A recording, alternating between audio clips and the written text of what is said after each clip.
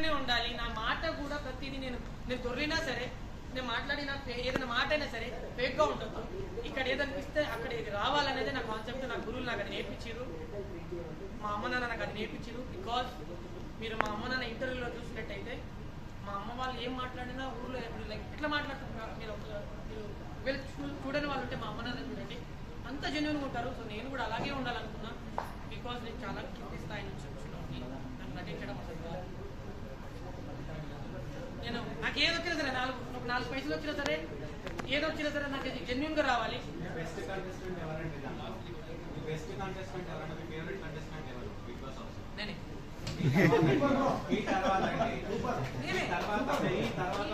నా తర్వాత అనేది ఉండదు. నా తర్వాత అనేది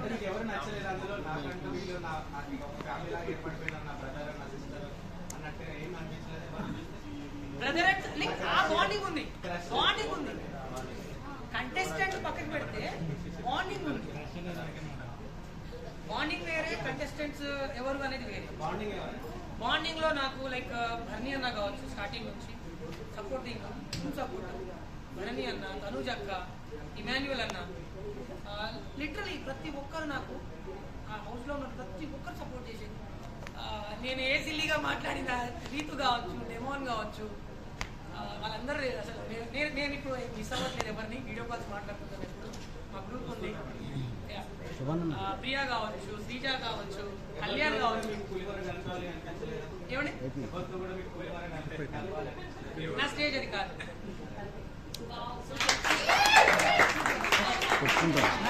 రాము రాథోడ్ అనే వ్యక్తి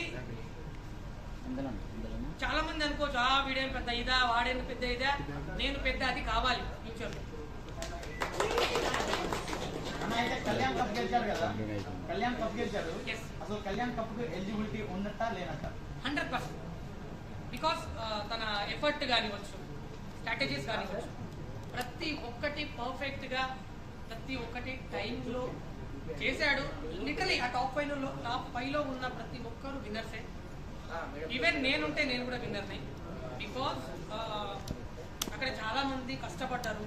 ఎందుకంటే మాకు ఇంత అన్నంలో మా అందరికీ షేర్ చేసుకోవాలి. ఇంతే అన్నంలో కడుపు మార్చుకొని అసలు ప్రతి ఒక్కటి అక్కడ నిద్ర లేకుండా రాత్రి మొబళ్ళు, అసలు ఆయాసం వచ్చినా ఏదొచ్చినా ప్రతి ఒక్కరు చాలా కష్టపడారండి నిజంగా. వర్ణి అన్నకి ఇక్కడ ఇంజూర్ అయినా కూడా చాలా మందికి లిటరలీ నా అదృష్టం ఏందో కానీ బిగ్ బాస్ హౌస్ లో ఇంజూర్ కాకుండా వచ్చిన నేను ఒక్కడిని. ఇంజూర్ కాకుండా శ్రీజ ఎలిమినేట్ అయ్యింది. ఆమె ఫెయిరా అన్ఫెయిరా? 2 times వచ్చి వెళ్ళిపోయింది. అసలు ఫెయిరా అన్ఫెయిరా? ఆమె ఫెయిర్. చాలా వెళ్ళిపోవడం అంటున్నారా, తను ఉన్న జెన్యూనిటీ అంటున్నారా, లేదంటే తనని 5 rooms వచ్చారు కదా, వాళ్ళు వచ్చి అట్లా బయటికి పంపించడం వల్ల తను వెళ్ళిపోయింది. బట్ ఓటింగ్స్ వల్ల అయితే వెళ్ళలేదు. అది ఎలా ఫెయిర్ అంటారు? ఓటింగ్స్ లైక్ నాకైతే అది జెన్యూన్లీ నాకైతే అది తెలియదు. బికాస్ ఇప్పుడు నేను బాత్రూమ్ లో ఉన్నప్పుడు బయట వాళ్ళు ఏం చేస్తున్నారు నాకు ఎలా తెలుస్తుంది? లైక్ లిటరలీ నేను అక్కడ లేనప్పుడు అక్కడ ఏం జరుగుతుంది అనేది నాకు తెలియదు. తెలుస్తుంది, బట్ నేను అవన్నీ డిస్కషన్ పెట్టుకోలేసుకోలేదు. ఎందుకంటే నాకు అక్కడికే చాలా స్ట్రెస్ పెరిగిపోతుంది మైండ్లో. నేను అవన్నీ మైండ్లో ఎవరేం చేస్తున్నారు, వాళ్ళకి ఏం జరిగింది, వాళ్ళు ఏం చేస్తున్నారు, ఇదేం చేస్తున్నారు, ఇవన్నీ నేను ఆలోచించుకుంటా కూర్చోలేదు. నాకు అంత ఓపిక కూడా లేకుంటుండే. రామన్నయ్య, డోంట్ బి సీరియస్. అసలు మీరు బిగ్ బాస్ హౌస్ లో ఎంటర్టైన్ చేశాను అనుకుంటున్నారా, చేయలేదు అనుకుంటున్నారా? 100కి 100% నేను చేశాను. సో మీరైతే చేశాను అనుకుంటున్నారు. మీరు 100% అన్నారు, మేము 200% అంటున్నాం. మీకు తెలియకుండా మమ్మల్ని ఎంటర్టైన్ చేశారు.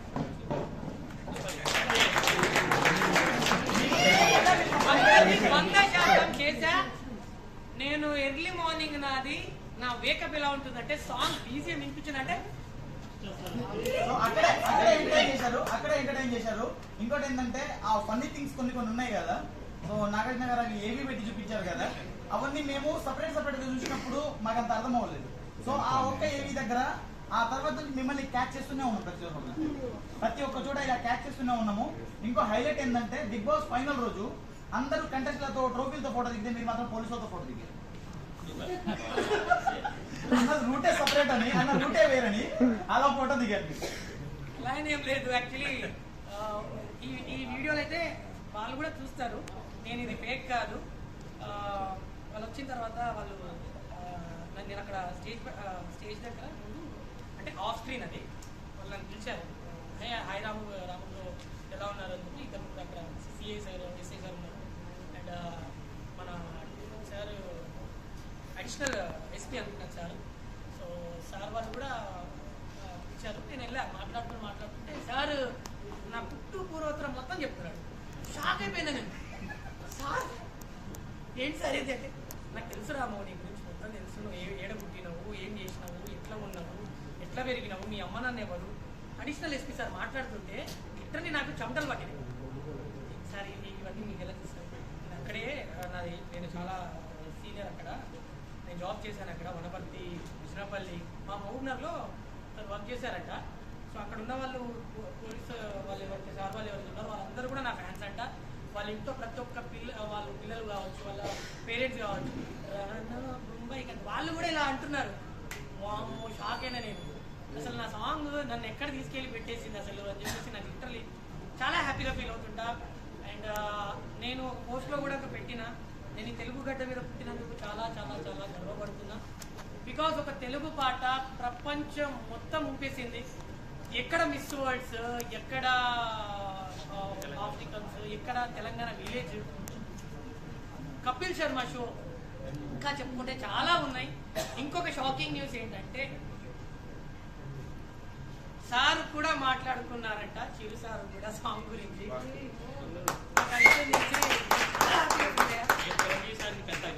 ఎస్ మేమైతే లిటరలీ సార్ అడిగితే డెడికేటెడ్ సాంగ్ సార్. ఎస్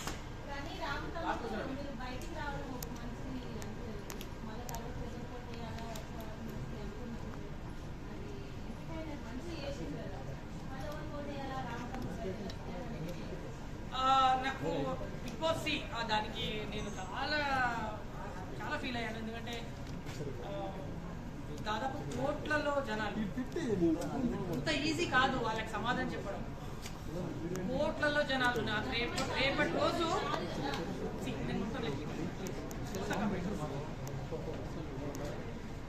ఒక్కొక్కరికి నేను సమాధానం చెప్పాల్సి వస్తుంది. రేపు నేను బయటికి వెళ్ళిపోతే నా ఓన్గా నాకు ఆ విషయం తెలుసు. నేను వాళ్ళ క్వశ్చన్కి నేను ఆన్సర్ ఇవ్వగలగాలి. కానీ నన్ను ప్రేమించే వ్యక్తులు, నాకు సపోర్ట్ చేసే వ్యక్తులు ఖచ్చితంగా అర్థం చేసుకునే మైండ్ సెట్తో కలిగి ఉన్న వాళ్ళే ఉంటారు అని చెప్పి నేను ప్రగాఢ నమ్మకంతో నేను బయటకు వచ్చిన. సో ఆ విషయాన్ని నేను నమ్మే ఉన్నా అండ్ ఇప్పుడు కూడా నమ్ముతున్నా. ప్రతి ఒక్కరికి నేను తెలుసు నుంచి థ్యాంక్ యూ చెప్పుకుంటున్నా అండ్ సారీ సేమ్ టైం. ఇక ముందు అలాంటి విషయాలలో మిమ్మల్ని ఎప్పుడు నొప్పాను. ఖచ్చితంగా నా తరపున ఎంటర్టైన్మెంట్ ఉంటూనే ఉంటుంది. సో నెక్స్ట్ మీకోసం సాంగ్ అయితే రెడీ అవుతుంది నా ఛానల్లో. అది చాలా చాలా చాలా బాగుంది సాంగ్ కూడా. ఎస్ నెక్స్ట్ సీజన్ ఛాన్సెస్ వెళ్తారు. బిగ్ బాస్ కి నెక్స్ట్ సీజన్ ఛాన్సెస్ వెళ్తారా? అయితే ఇప్పుడు ప్రెసెంట్ మూవీస్ అగ్రిమెంట్ అయిపోయినాయి. నెక్స్ట్ 10వ కాకుండా 11వ వచ్చినా కానీ ఫ్యూచర్ 11th సీజన్ కానీ అలా వస్తాయి. ఫ్యూచర్ పాస్ట్ నేను నమ్మను. నేను అవన్నీ ఓన్లీ ప్రెసెంట్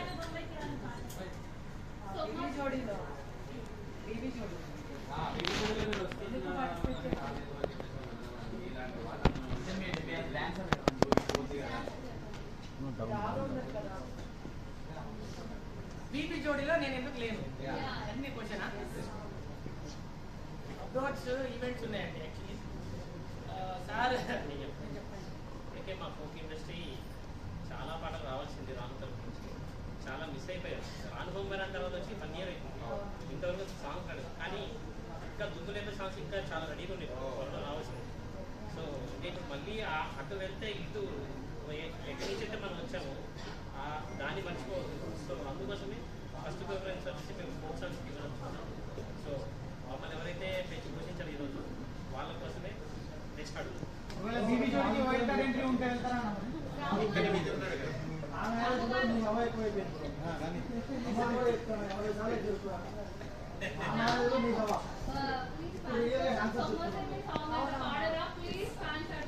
డెఫినెట్గా పాడతా. దాని తర్వాత నెక్స్ట్ రాబోయే నా సాంగ్ పాడతా. అది ఆల్రెడీ నా ఇన్స్టాలో పోస్ట్ చేశాను. అయినా సరే కొంచెం మళ్ళీ ఒకసారి పాడి ఖచ్చితంగా అది. అంతకంటే ముందు నాకు లైఫ్ ఇచ్చిన సాంగ్ సోమశిల్లి పుట్టిన సాంగ్ పాడతా. బ్రో కొద్దిగా మన కొంచెం సొమ్మసిల్లి పోతున్నవే ఓ సిన్నారాములమ్మ, చెమ్మగిల్లి ముద్దియవే చూపించవే నాపై ప్రేమ, నల్ల నల్లని కళ్ళతో నా చూపు నడుముతో నన్నాగవే చేస్తివే, గుండె గాలిలో తేలుతూ ఆరాటలాడుతూ నీ ఒళ్ళోనే వాలెనే, చుట్టూ దిప్పుకున్నావే ఓ సిన్నారాములమ్మ, చెమట సుక్కోలేది సయ్యకే ఈ సీర కొంగుకే ముడివయ్యవే. Thank you. యాక్చువల్లీ ఫ్రాంక్ చెప్పాలంటే లిటరలీ నాకు 7 days నుంచి నాకు రెస్ట్ లేదు. Continue journey. ఈ ఫ్యాన్ మీట్ కోసం నేను రాజమండ్రి నుంచి కారులో వచ్చాను. యాక్చువల్లీ నాకు ఫ్లైట్ మిస్ అయిపోయింది. నేను వెళ్ళాలి, ఖచ్చితంగా వెళ్ళాలని చెప్పేసి ఈరోజు ఇది ఉందని చెప్పేసి నేను అక్కడ నుంచి ఎంత రిస్క్ అయినా సరే, నాకు నిద్ర లేకపోయినా సరే, సో అందుకే కొంచెం వాయిస్ కూడా స్ట్రెయిన్ అయింది, ఏమనుకోవద్దు. సో నెక్స్ట్ రాబోయే సాంగ్ ఎలా ఉంటుందంటే లిటరలీ అదొక మళ్ళొక్క సొమ్మసిల్లి పోతున్న సాంగ్ అవుతుంది. ఒక అమ్మాయి తన భావాన్ని, తన ప్రేమని లైక్ ఎలా ఉంటుంది ఇది అంటే కాన్సెప్ట్ నాది. ఇప్పుడు ఒక గర్ల్ ఫ్రెండ్, ఒక బాయ్ ఫ్రెండ్ లైక్ రిలేషన్లో ఉన్నప్పుడు తన బాయ్ ఫ్రెండ్ ఎవరికైనా కనెక్ట్ అవ్వచ్చు అనుకుంటాడు, నన్ను బావాని పిలవచ్చు కదా, తన గర్ల్ ఫ్రెండ్ అడుగుతుంటారు. లైక్ చాలా మంది నేను చూస్తున్నా, ఇది ఎవరికైనా కనెక్ట్ అవుతుంది అని చెప్పేసి నేను ఈ సాంగ్ లిటరల్లీ రాశా.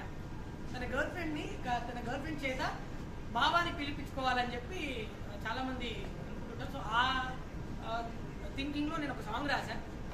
సో అప్పుడు అమ్మాయి తనని బావా అంటూ సాంగ్ పాడుతుంది.